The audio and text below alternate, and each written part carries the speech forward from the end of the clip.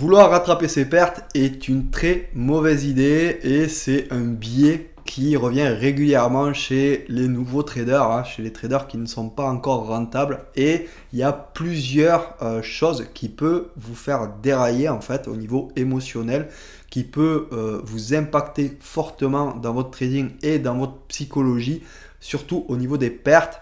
Donc je vais essayer d'énumérer ici toutes les erreurs à essayer de contrer, à essayer de ne pas faire pour que vous soyez prévenu à l'avance que cela peut arriver. Et puis croyez-vous, ça n'arrivera pas qu'à vous. Et si ça vous est déjà arrivé, vous savez que ça arrive à quasiment tous les traders au début parce que on se fait souvent mener par le bout du nez de nos émotions au début quand on commence à trader. Alors on va parler un peu psychologie à la fin de cette vidéo, mais bien sûr la psychologie, à chaque fois je dis, c'est un bien grand mot parce que nous on n'a pas vraiment des gros traumatismes à régler en trading, hein, c'est juste de la gestion émotionnelle, savoir gérer nos émotions pour être discipliné et appliquer la méthode telle que on sait l'appliquer et telle qu'on doit l'appliquer. Donc il faut vraiment faire attention et il faut essayer de ne pas se mettre dans une position inconfortable que l'on pourrait regretter le lendemain. Alors en premier lieu, on va définir ce qu'est une perte.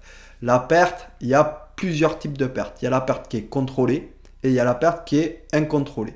La perte incontrôlée, elle va pas être si grave que ça et vous n'allez pas pouvoir y échapper. Les pertes, c'est inévitable en trading. Par exemple, si vous faites une session de trading, vous commencez le premier trade perdant et que vous prenez votre stop, ben c'est pas grave. Vous avez pris votre stop, la perte est contrôlée.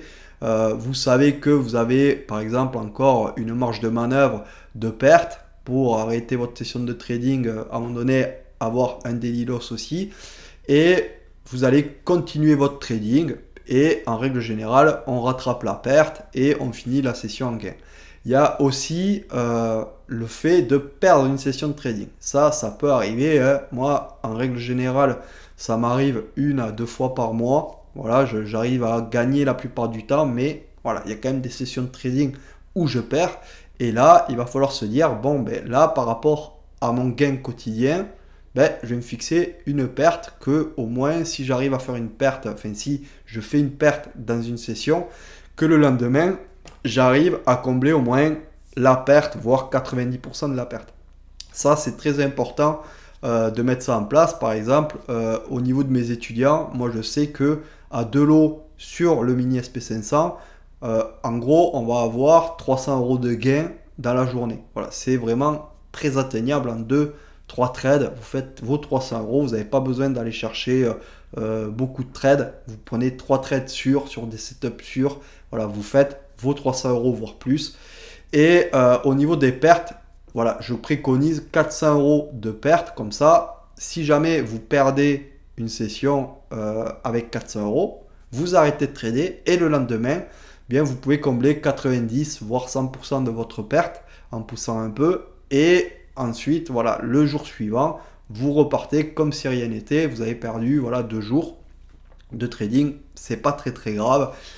Et derrière, la machine se remet en route. On refait des gains, on reprend de la confiance, etc., etc.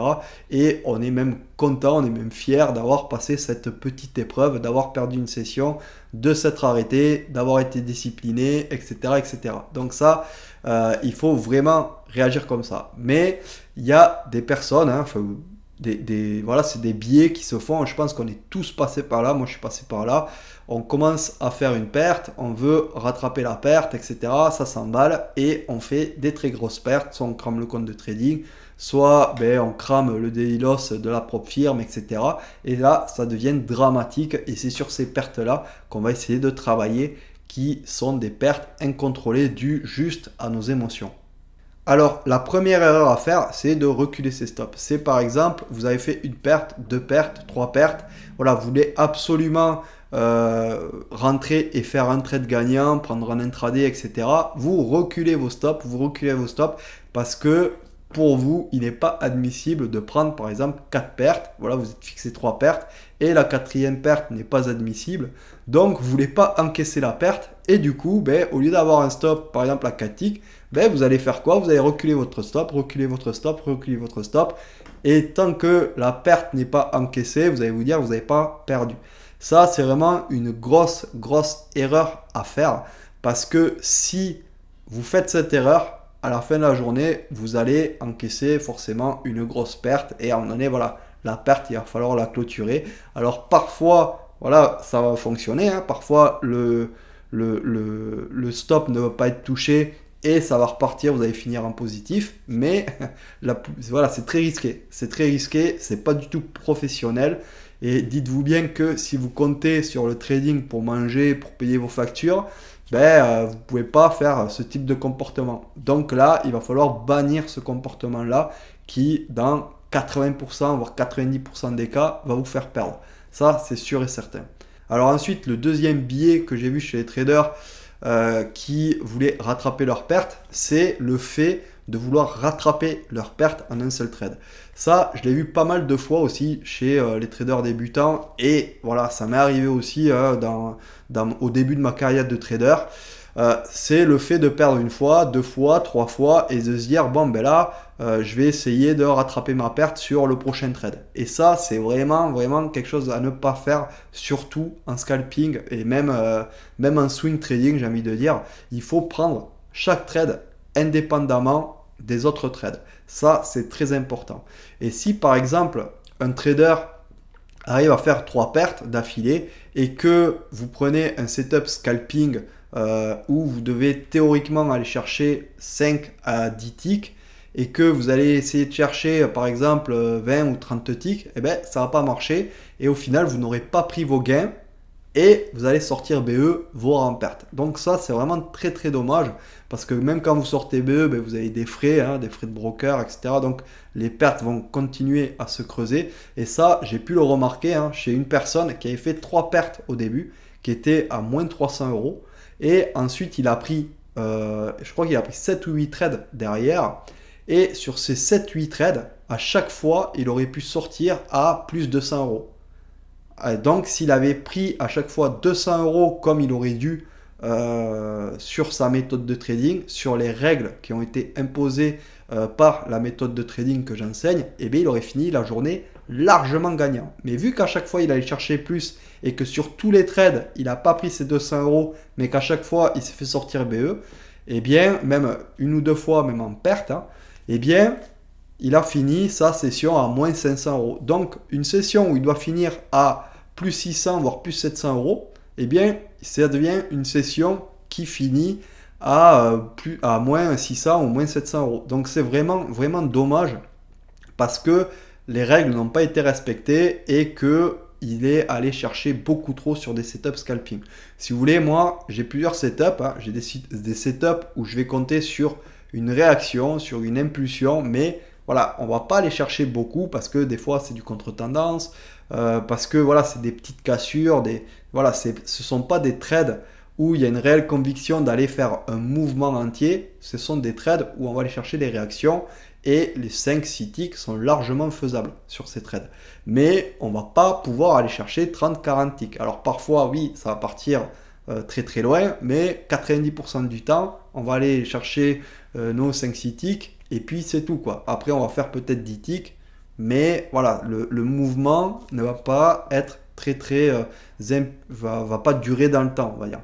Et j'ai des setups intraday. Les setups intraday sont un peu plus rares hein, parce que ce sont des setups où on va chercher tout un mouvement et parfois moi je traite de 15h30 à 17h30 18h. Parfois dans ces horaires là, ben, si le marché est en rang, je vais pas avoir de setup intraday, donc je vais faire que du scalping.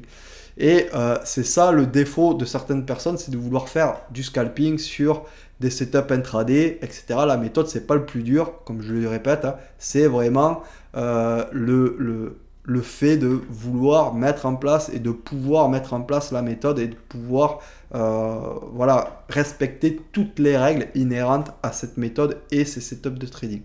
Donc ça, c'est vraiment très important.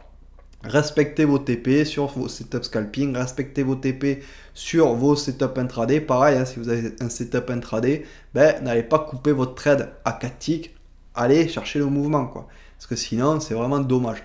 Donc ça, c'est vraiment la deuxième grosse erreur que font les traders, vouloir se rattraper sur un seul trade.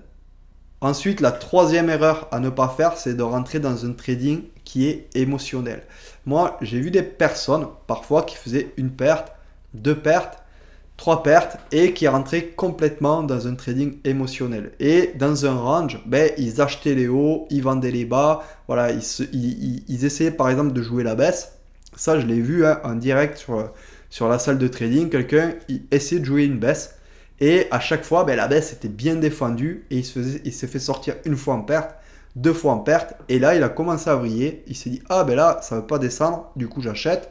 Il a acheté, il s'est fait sortir. Il s'est dit, ah ben là, ça ne veut pas monter, du coup je vends.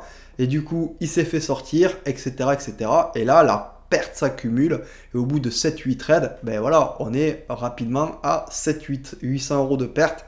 Et le mal est fait. Et en 5 minutes, en 5-6 minutes, il s'est mis dans une position vraiment qui allait mettre en l'air toute sa semaine, hein, parce que 700-800 €, voilà, après derrière, ben, si on fait 200-300 € de gain par jour, ben voilà, il faut la semaine pour rattraper toute cette perte, hein, malheureusement, plus les petits dégâts psychologiques, hein, parce que les pertes comme ça ou les craquages, souvent, ben, on s'en veut beaucoup, hein, d'avoir fait ces craquages émotionnels. Donc, on se met à douter, on se met à se dire, ah ben mince, comment j'ai pu me mettre dans un état pareil? Parce que souvent, quand on revient le lendemain sur les graphiques, ben, on ne comprend pas ce qu'on a fait.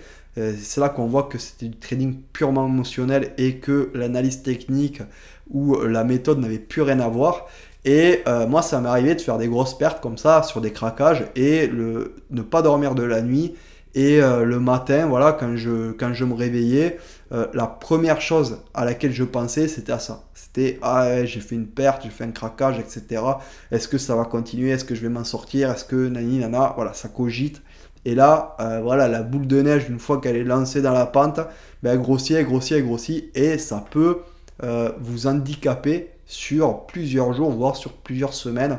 Donc ça, il faut vraiment faire très, très attention à ne pas sortir de sa routine, à ne pas sortir de ses règles et d'être extrêmement discipliné, parce que sinon, si jamais on fait un craquage psychologique, qu'on ne respecte pas les règles, qu'on ne respecte plus rien, derrière il y aura des répercussions, on va s'en vouloir et voilà, on va essayer de se demander pourquoi on a fait ça, on va commencer à réfléchir sur sa psychologie, etc. Et tant qu'on n'aura pas réglé le souci, ben, ça va être difficile de reprendre le trading. Donc ça, il faut absolument éviter. Pour conclure, moi personnellement, qu'est-ce que j'ai mis en place pour éviter tout ce désagrément là de me faire des grosses pertes ou de rentrer dans un trading 100% émotionnel? Ce que je fais, moi, quand je commence ma session de trading, déjà, ma plateforme et mon broker sont paramétrés avec un daily loss. C'est-à-dire que ma plateforme, je l'ai programmée pour lui dire si j'arrive à tant de pertes. Voilà, par exemple, si vous faites un trading que vous gagnez en moyenne 300 €, ben, vous programmez votre plateforme à, quand vous arrivez à moins 400 €, eh bien, vous ne pouvez plus trader, la plateforme se bloque. Et voilà, il ne faut pas aller derrière dans la plateforme, aller redébloquer ça, parce que sinon, ça ne sert à rien. Il faut vraiment se mettre une règle. Vous programmez aussi votre broker, hein, sur Rhythmic par exemple, vous pouvez aller dans Rhythmic, mettre un daily loss, vous dire, bon ben voilà, à partir de 400 €, tu me coupes et je ne peux plus trader jusqu'au lendemain. Ça, c'est vraiment une très très bonne solution. C'est vrai que sur le coup, ben, vous allez rager un peu, vous allez vous dire, ah putain, ça, voilà, c'est pas normal, j'aurais pas dû le mettre, etc. Mais vous allez voir le lendemain, vous allez vous dire, heureusement qu'il était là le daily loss. Parce que vous étiez dans un état émotionnel où vous ne pouvez plus vous faire confiance, en fait. Voilà, c'est tout simplement ça.